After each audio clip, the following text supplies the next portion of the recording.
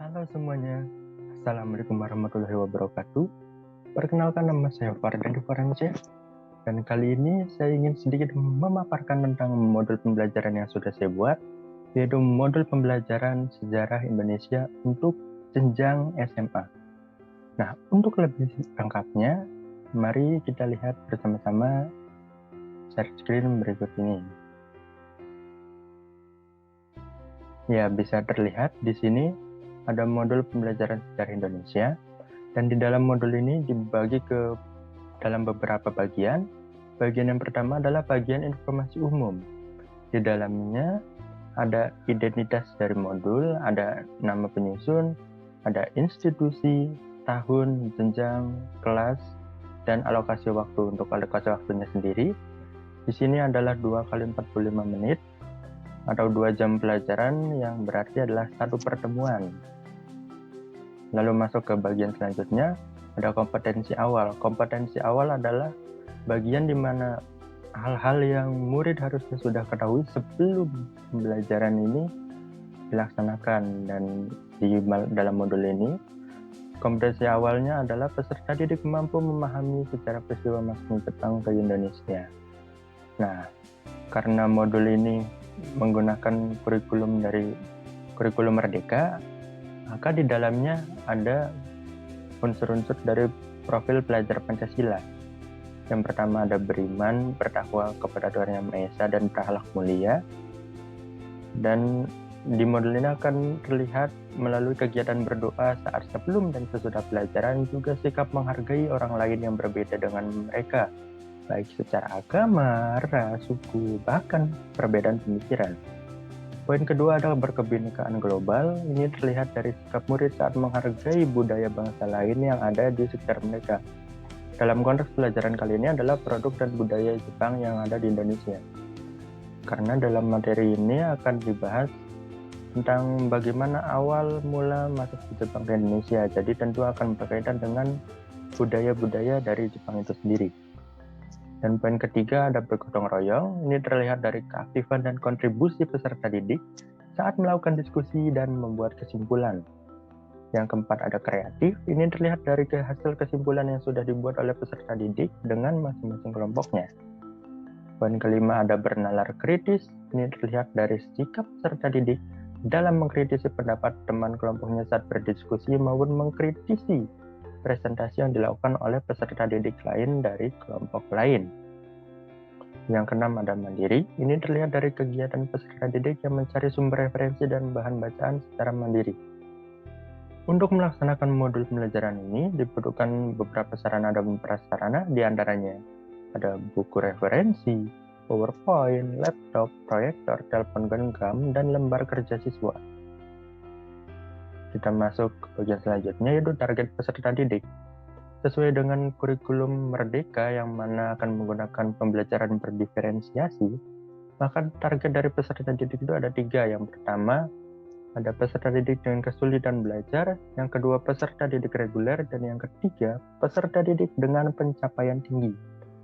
Modul ini akan menggunakan model pembelajaran berbasis masalah atau problem-based learning dengan menggunakan pendekatan student-centered learning tentunya, dan menggunakan metode investigasi kelompok.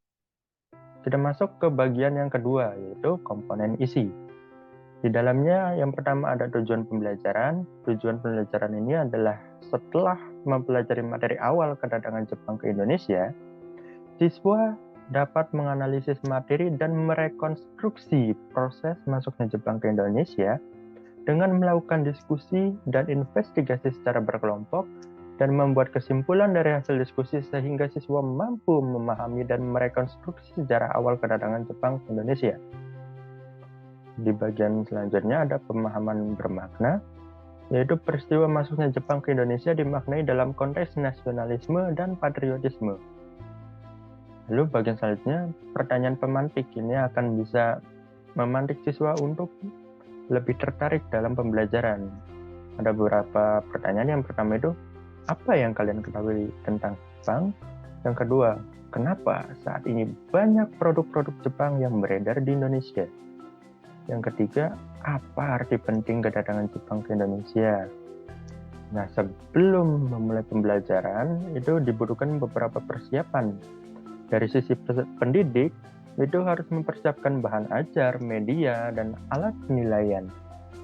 Lalu dari peserta didik sendiri harus mencari dan mempelajari secara mandiri materi awal mula kedatangan Jepang ke Indonesia.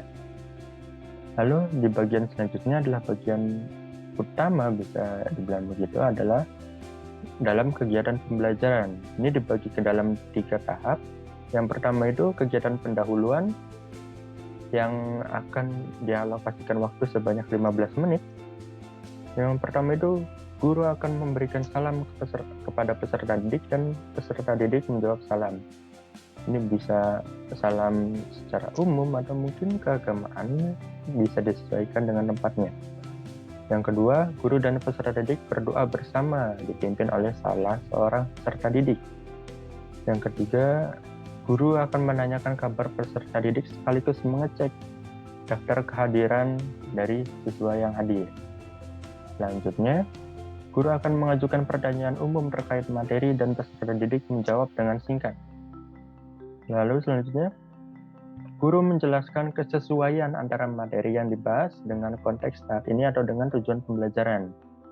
Lalu peserta didik akan mendengarkan.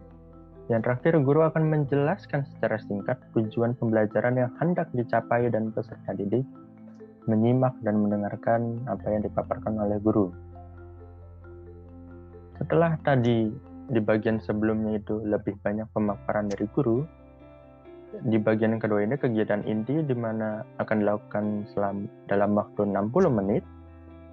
Ini peserta didik akan lebih aktif untuk mencari sendiri materinya atau untuk lebih beraktivitas.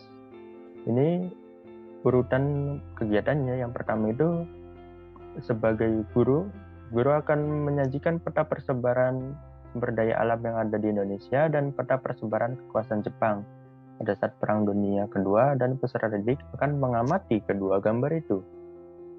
Lalu peserta didik akan diminta mengaitkan antara kedua gambar yang sudah disajikan dengan materi yang dibahas, yaitu materi awal mula kedatangan Jepang ke Indonesia. Nah, selanjutnya, guru menerangkan secara singkat tentang konsep perubahan dan keberlanjutan dalam sejarah beserta contohnya. Yang selanjutnya, guru akan membagi siswa ke dalam beberapa kelompok dan siswa berkumpul dengan kelompoknya masing-masing. Selanjutnya, guru akan menginstruksikan setiap kelompok untuk mengumpulkan sumber-sumber referensi, baik itu dari buku maupun internet, mengenai latar belakang kedatangan Jepang ke Indonesia, tujuannya, respon masyarakat Indonesia, dan apa saja perubahan yang dibuat Jepang selama menduduki Indonesia. Dan masing-masing kelompok akan melaksanakan instruksi yang diberikan oleh guru. Nah, mulai dari sinilah murid itu mulai lebih aktif secara mandiri dalam masing-masing kelompoknya tentunya, untuk mencari sendiri sumber referensi sesuai dengan kisi-kisi atau batasan-batasan yang sudah diberikan oleh guru. Lalu setelah itu guru akan meminta setiap kelompok untuk membuat kesimpulan dari informasi yang mereka dapat, dan masing-masing kelompok akan menggabungkan semua informasi yang didapat itu dan menyimpulkan semua informasi tersebut. Yang selanjutnya, guru akan meminta masing-masing kelompok untuk mempresentasikan hasil kesimpulannya dan meminta kelompok lain menanggapi. Lalu peserta didik akan mempresentasikan hasil kesimpulannya dengan diwakilkan oleh salah seorang dari anggota kelompoknya, dan kelompok lain akan menanggapi dengan bertanya atau memberikan kritikan. Di bagian selanjutnya, bagian terakhir yaitu bagian penutup, akan dilaksanakan dalam waktu 15 menit. Dan di tahap yang pertama, guru akan meminta siswa mengerjakan latihan soal sebanyak 5 butir soal pilihan ganda yang sesuai dengan materi yang dibahas. Lalu siswa akan mengerjakan soal tersebut. Lalu di bagian selanjutnya, guru akan memberi kesempatan pada siswa untuk memberi tanggapan atau pengalaman mereka tentang proses pembelajaran hari ini. Lalu siswa memaparkan tanggapannya. Di dalam tahapan ini, siswa bisa memaparkan apapun, bukan tentang materinya, tapi tentang kegiatan yang telah mereka lakukan, apakah perasaan mereka atau keluhan mereka, apakah mereka sudah mengerti atau mungkin ada keluhan-keluhan lain seperti suasananya kurang nyaman atau pelajarannya terlalu membosankan. Nah, itu bisa dijadikan sebagai bahan evaluasi. Lalu yang ketiga, guru merefleksikan materi dari kesimpulan-kesimpulan yang dipaparkan oleh siswa dan memberi motivasi serta menginformasikan topik yang akan dibahas pada pertemuan selanjutnya. Lalu siswa mendengarkan pemaparan dari guru. Di bagian selanjutnya ada bagian asesmen. Asesmen ini akan ada 3 asesmen yang akan dilakukan. Yang pertama, diagnostik. Diagnostik ini adalah observasi yang dilakukan oleh guru terhadap kemampuan dasar peserta didik dalam memahami secara awal kedatangan Jepang ke Indonesia. Asesmen ini akan dilakukan di awal untuk mengetahui sejauh mana kemampuan atau pemahaman peserta didik dalam materi ini sebelum dipaparkan materinya atau sebelum pembelajaran dimulai. Yang kedua ada tes formatif. Ini akan dinilai dari sikap dan keaktifan peserta didik saat proses berdiskusi dan membuat kesimpulan. Lalu akan dinilai juga dari tampilan presentasi peserta didik dan sikap peserta didik lain dalam respon dan menanggapi saat peserta didik yang lain presentasi. Yang ketiga adalah asesmen sumatif. Ini akan dinilai dari hasil notulensi, hasil diskusi, dan presentasi. Juga akan dinilai dari hasil tes tertulis. Bagian selanjutnya ada pengayaan dan remedial. Pengayaan akan diberikan kepada peserta didik yang telah memenuhi target. Lalu remedial akan diberikan kepada peserta didik yang belum memenuhi target pembelajaran. Yang selanjutnya ada refleksi guru dan peserta didik tentunya. Yang pertama akan merefleksikan kembali proses pembelajaran yang telah dilakukan. Yang kedua melakukan diskusi reflektif. Dengan peserta didik diberi umpan balik kepada guru. Yang ketiga menulis catatan reflektif dan melakukan evaluasi proses pembelajaran. Di bagian selanjutnya ada glosarium. Ada beberapa hal seperti ada beberapa kata yang terdapat dalam glosarium seperti reguler, investigasi, rekonstruksi, nasionalisme, patriotisme, dan observasi. Ini daftar pustakanya. Selanjutnya kita masuk ke dalam lampiran-lampiran. Bagian lampiran awal adalah lampiran materi. Ini akan membahas tentang awal mula masuk Jepang ke Indonesia. Lalu juga akan membahas tentang bagaimana sambutan rakyat Indonesia. Lalu ada pembentukan pemerintahan militer yang dilakukan oleh Jepang. Dan yang selanjutnya adalah pemerintahan sipil.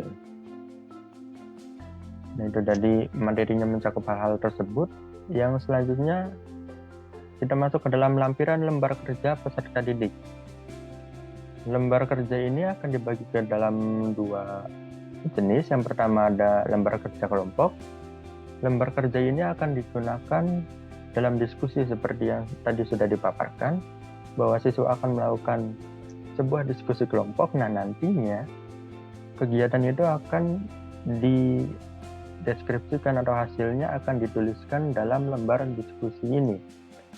Nanti ada bagian-bagiannya, kelompok apa, anggota siapa saja, dan di sini sudah ada perintahnya seperti yang sudah terlihat. Nanti para peserta didik setiap kelompoknya akan membuat kesimpulan dituliskan di bagian ini dan akan mencantumkan sumber referensi yang mereka gunakan. Lalu saat presentasi dilaksanakan, itu mereka akan menggunakan lembar notula untuk menuliskan apa saja pertanyaan yang diajukan oleh kelompok lain, lalu daftar pertanyaannya, siapa namanya, daftar pertanyaannya, dan jawaban apa yang mereka berikan pada saat itu. Nah, ini adalah lembar kerja yang kedua, yaitu lembar kerja individu. Lembar kerja ini akan berupa lembar uraian di mana terdiri dari 5 soal. Bisa terlihat soal-soalnya. Dan nanti mereka akan menjawab secara individu pertanyaan-pertanyaan ini dalam kolom jawaban yang sudah disediakan. Lalu yang selanjutnya ada lembar asesmen. Yang pertama ini ada lembar asesmen diagnostik. Ini bisa terlihat dari daftar pertanyaannya yang sudah terlihat. Lalu kriteria jawabannya akan dibagi ke dalam 5 hal. Ada 5 jenis. Yang pertama sangat paham, kedua paham, ketiga netral, keempat tidak paham, dan kelima sangat tidak paham.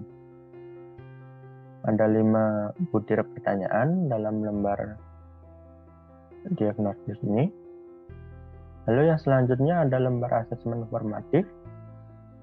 Ini adalah lembar pengamatan yang dilakukan pada saat siswa itu saling berdiskusi, lalu guru akan menilai sejauh mana siswa itu melakukan diskusinya atau bagaimana performa mereka saat melakukan diskusi. Dan ini ada beberapa indikator atau poin penilaian yang disiapkan, dan ada 4 jenis penilaian. Yang pertama itu amat baik, kedua baik, ketiga kurang, dan keempat amat kurang. Lalu selanjutnya adalah contoh dari lampiran media pembelajaran. Media pembelajaran yang saya gunakan ini adalah media PowerPoint, dan bisa dilihat di sini adalah awalnya adalah judulnya. Ketiga ini akan dipaparkan beberapa produk Jepang yang ada di Indonesia atau yang sekarang masih eksis di Indonesia dan sangat lumayan digemari oleh masyarakat Indonesia, sehingga ini akan menciptakan relevansi antara materi dengan kehidupan yang dirasakan peserta didik di masa sekarang ini. Yang keempat ada pemaparan kompetensi inti, lalu kompetensi dasar dan indikator. Lalu ini dia adalah gambar yang akan disajikan oleh guru di awal materi sebagai pemantik atau mengajak siswa untuk lebih mulai berpikir kritis begitu. Ada yang pertama persebarannya sudah Indonesia, yang kedua ada peta kekuasaan Jepang dan perang dunia. Nah, ini adalah perintah yang diberikan guru untuk para peserta didik dari setiap kelompoknya, dan ini akan diberikan setelah dilakukan pembagian kelompok tentunya. Lalu ini tes formatif singkat yang akan berbentuk pilihan ganda. Ini sebelum dari tes yang berbentuk uraian tadi. Ini hanya sebagai pengingat dari materi saja. Nah, itu adalah bagian-bagiannya, dan saya rasa sekian pemaparan dari saya tentang modul pembelajaran sejarah Indonesia, dan kurang lebihnya mohon maaf. Billahi taufiq wal hidayah. Assalamualaikum warahmatullahi wabarakatuh.